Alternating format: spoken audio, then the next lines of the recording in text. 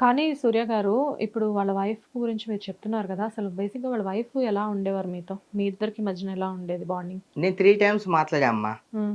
లొకేషన్‌లో ఉన్నప్పుడు ఒకసారి కార్‌లో 3 టైమ్స్ మాట్లాడా. హ్మ్. క్యాజువల్‌గా అన్నయ్య అని చెప్పి మాట్లాడేది. కావాలంటే అలా ఎవరున్నారు పక్కన అది ఇది అంటే సూర్య ఉన్నాడు అది ఇది అని చెప్పి మాట్లాడిచ్చాడు. హ్మ్. అలా పరిచయం అంతే. హ్మ్. ఎందుకంటే మనకు ఒక్కసారి ఎవరన్నా అన్నయ్య, తమ్ముడు పేరు పిలిస్తే వాళ్ళు మనం అలా అవును. అలా అడాప్ట్ చేసేసుకుంటాం అలా వాళ్ళని అట్లాగా. చేసేసుకుంటాం. మనం అలా రిసీవ్ చేసుకుంటాం. హ్మ్.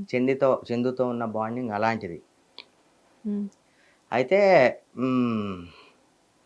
చందు ఇగ నేను ఎక్స్‌పెక్ట్ జేయలే. ఏదో అంటున్నాడు గదా! ఎందుకు జేసుకుంటాడులే చాలా ఎక్కువ పవర్‌ఫుల్ గదా!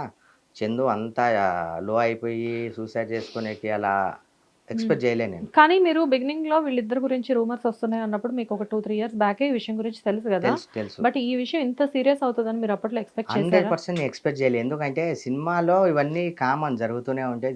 అంటే నాకెప్పుడు డౌట్ వచ్చేది. సినిమాల్లో అని అస మీరు ఇండస్ట్రీ గురించి మాట్లాడొద్దు. బేసిక్‌గా బయట కూడా బయట గూడా జరుగుతూనే ఉంటాయి. జరుగుతున్నాయి. ఇండస్ట్రీ ఏంటంటే సెలబ్రిటీస్ గాబట్టి మీరు గూడా వన్ ఆఫ్ ది సెలబ్రిటీయే అవునవును. గాబట్టి, అవును. ఇప్పుడు బయటకెళ్ళినప్పుడు ఆటోమేటిక్‌గా సెలబ్రిటీస్ చేసేయి బయట కనబడుతూ ఉంటాయి. కానీ మీరు ఇండస్ట్రీ పర్సన్ అయ్యుండి ఇండస్ట్రీ అని అదే అనడం. బయట గూడా ఇవన్నీ ఇలా చాలా మటుకు ఇలా జరుగుతున్నాయి. హ్మ్. ఒక చిన్న విషయం చందు నాకు నీ మీద నువ్వు వెళ్ళిపోయినందుకు చాలా బాధగా ఉంది.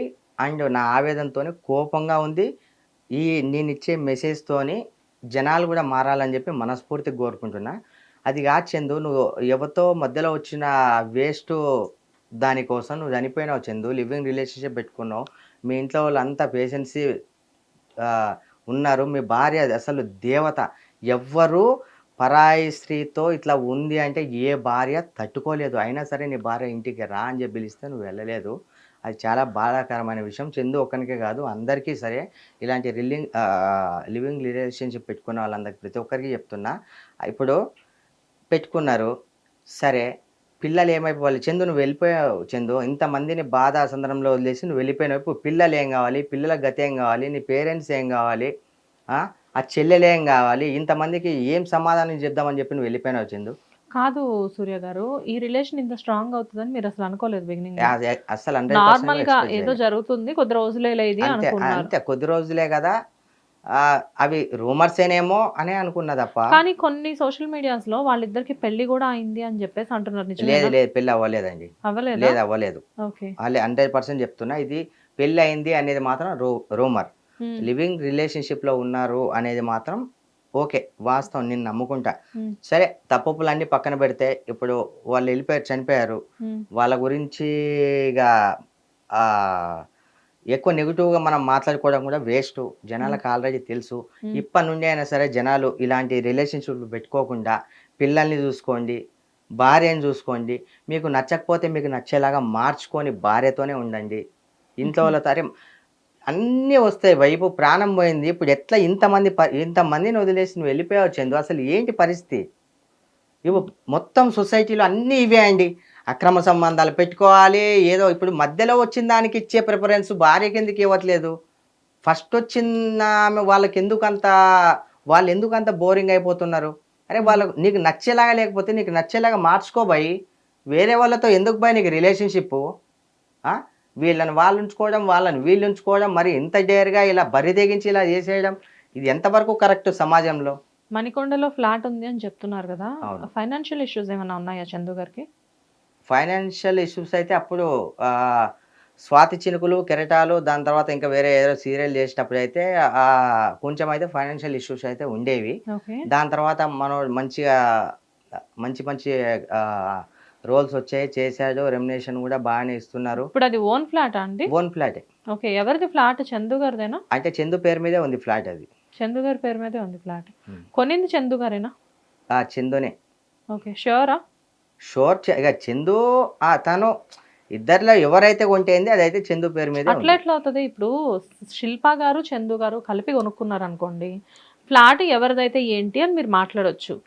ఇప్పుడు పవిత్ర గారు, చందు గారు కొనుక్కున్నప్పుడు ఎవరిదైతే ఏదని మీరెట్లా జెప్తారు? మీరే చెప్తున్నారు. అది కరెక్ట్ రిలేషన్ కాదు అని జెప్పి. ఇప్పుడు 100% కాదు. కరెక్ట్ రిలేషన్ ఆయనకి గాదు. పిల్లలు, ఇద్దరు పిల్లలు ఆయనకున్నారు. ఇద్దరు పిల్లలు ఈమెకున్నారు. సో లీగల్గా మాట్లాడినా కానీ ఇప్పుడు ఇద్దరు కలిపి కొనుక్కున్నప్పుడు రేపు పొద్దున పిల్లలలో ఎవరి పిల్లలకు వెళ్తుంది ఆ ఫ్లాట్ మరి? నాకు తెలిసినంత వరకు 60% అమౌంట్ పవిత్ర గారిది, ఉమ్, 35-40% అమౌంట్ చందుదని నాకు తెలుసు. ఓకే. కానీ చందు ఫ్యామిలీయే ఎక్కువ నష్టపోయింది కాబట్టి, అది మాత్రం చందు పేరు మీదే ఉంది కాబట్టి 100% మీ చందు ఫ్రెండ్ అనా? ఫ్యామిలీకే. మా ఫ్రెండ్ అని కాదండి. ఇప్పుడు నష్టపోయింది ఎవరు ఎక్కువ నాకు ఎక్కువ చెప్పండి. నష్టపోవడం ఎక్కువ లాభపడడం కాదు సార్. ఇప్పుడు రెండు చేతులు కలిస్తేనే చప్పట్లు. అవును. ఎట్ ది సేమ్ టైం వాళ్ళిద్దరు రిలేషన్ ఇద్దరు ఒకళ్ళనొకళ్ళు కోరుకున్నారు కాబట్టి అక్కడ రిలేషన్ అనేది బాండ్ అయింది. అండ్ ఫ్లాట్ కొనుక్కున్నారు అంటే ఇప్పుడు వాళ్ళ వే ఆఫ్ అంటే వాళ్ళ వ్యూలో చూస్తే ఏంటంటే ఆమెకు కూడా అన్యాయం జరిగిందని అనుకుంటారు. ఎందుకంటే ఆమె సడన్గా చనిపోయింది. ఇప్పటి వరకు సార్ అసలు ఇక్కడ నాకు అర్థం కాని పాయింట్ ఏంటంటే యాక్సిడెంట్ అయింది అని చెప్పేసి చాలామంది చెప్తున్నారు. సరే యాక్సిడెంట్ అయింది. యాక్సిడెంట్ అయినప్పుడు కార్లో డ్రైవర్ ఉన్నాడు. ఆ పవిత్ర గారు వాళ్ళ మేనకోడలో సంథింగ్ ఎవరో ఉన్నారు అని చెప్తున్నారు. ఇంతవరకు ఆ మేనకోడలు కెమెరా ముందుకు ఎందుకు రాలేదు? ఆ డ్రైవర్ కెమెరా ముందుకు ఎందుకు రాలేదు? వాళ్ళెవరు రాలేదు ఎందుకు మరి? ఎందుకు రాలేదంటే ఇప్పుడు మంచి క్వశ్చన్ అడిగారు మీరు. సరే వాళ్ళు కెమెరా ముందుకు రాలేదు. ఆ? హ్మ్. చందు కెమెరా ముందుకు వచ్చాడు. హ్మ్. అసలు చందు చనిపోవడానికి సగం రీజన్ కూడా మీ మీడియా వాళ్ళే. అవునా? 100% సగం రీజన్ మీ మీడియా వాళ్ళే. ఎలా? ఎందుకంటే చందునే చంపేశాడు, హ్మ్. చందు వల్లనే ఇదంతా జరిగింది, చందు నటిస్తున్నాడు, మొన్న కట్టు ఇక్కడ కనిపించింది, ఈరోజు కట్టు లేదు, అసలు ఏంటి అని చందును ప్రశ్నించారు. ఇప్పుడు అంత ఎఫెక్షన్ ఉన్నాడు, ఆల్రెడీ ఆమెకు ఆత్లో ఉంది, ప్రాబ్లం ఉందని తెలుసు. హ్మ్. ఆ యాక్సిడెంట్ అయినప్పుడే స్పాట్ చనిపోయింది, అంబులెన్స్ కూడా టైంకి వెళ్ళదే అంట, చనిపోయిందని తెలిసింది. హ్మ్. అంత ఎఫెక్షన్ ఉండి అంత ప్రేమగా ఉన్న మంచి ఏదైతే అయింది అలాంటి వ్యక్తిని మీ మీడియా వాళ్ళు నెగిటివ్గా చూపించడం వల్ల తను తట్టుకోలేకపోయిండు. ఆల్రెడీ అతను ప్రాబ్లంలో ఉన్నాడు, డిప్రెషన్లో ఉన్నాడు. హ్మ్. మీ మీడియా వాళ్ళు ప్రతిదాన్ని అరిగిన క్యాసెట్ లెక్క దాన్నే చూపించి దానివల్ల కూడా సగం అతను డిప్రెషన్లోకి వెళ్ళిపోయి ఏం చేయాలో తెలియక అదొక ప్రాబ్లం, ఇదొక ప్రాబ్లం.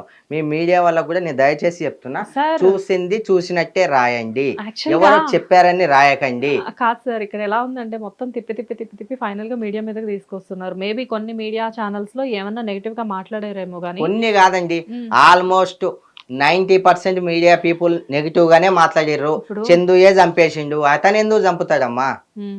ఇప్పుడు చిన్న ఎగ్జాంపుల్, సరే వాళ్ళ లక్కు, వాళ్ళకి ఏం అవ్వలేదు, తనకే అలా జరిగింది, ఆల్రెడీ తనకు హెల్త్ ఇష్యూ ఉంది, హ్మ్. దానివల్ల ఆట వచ్చి చనిపోయింది. హ్మ్. యాక్చువల్లీ మీకు చెప్తున్నా, ఇది ఎక్కడ వీళ్ళిద్దరు రిలేషన్షిప్ స్టార్ట్ అయిందంటే ఆ, వీళ్ళిద్దరూ సెట్లో ఉన్నప్పుడు హ్మ్. 39 హ్మ్. ఆ పవిత్ర అనే ఆంటీ అనుకుందాం, నేను ఆంటీ అనే అంటామని, హ్మ్. పవిత్ర అనే ఆంటీకి హ్మ్. బ్రీత్ సరిగా రాలేదంట. హ్మ్. బ్రీతింగ్ సరిగా ఆడకపోతే మనోడు బ్రీత్ ఇచ్చాడంట. హ్మ్. అప్పుడు ఈ ఎఫెక్షన్ స్టార్ట్ అయింది. ఓహ్! బ్రీత్‌తో మొదలైన ఎఫెక్షనా వీళ్ళది? Affection okay. ఇలా ఎండ్తో స్టార్ట్ అయిపోయింది, ఎండ్తో అయిపోయింది. హ్మ్. అలా వచ్చిన ఎఫెక్షన్ ఇది. మరి ఇది ఎంతమందికి తెలుసు, ఎంతమంది, నాకు వచ్చిన సమాచారం ప్రకారం అది అలా స్టార్ట్ అయింది. హ్మ్. సరే ఎలా అయితే స్టార్ట్ అయింది, మీరే చెప్పారు కళ్ళతో చూడంది, చెవులతో వినంది ఏది కళ్ళతో చూడంది ఏది నమ్మనని. మరి చెవులతో విన్నది ఎలా నమ్మారు? సరే మీ మీడియా వాళ్ళు ఎందుకు రాస్తున్నారు మరి? సరే ఇది రూమర్ అనే నేను అనుకుంటా. హ్మ్. మీ మీడియా వాళ్ళు దాన్ని కూడా పదే బ్రీతు ఇలా ఇచ్చాడు అని మీరు మీడియా వాళ్ళు ఎందుకు రాయాలి? సరే. మీరేమన్నా చూసారా?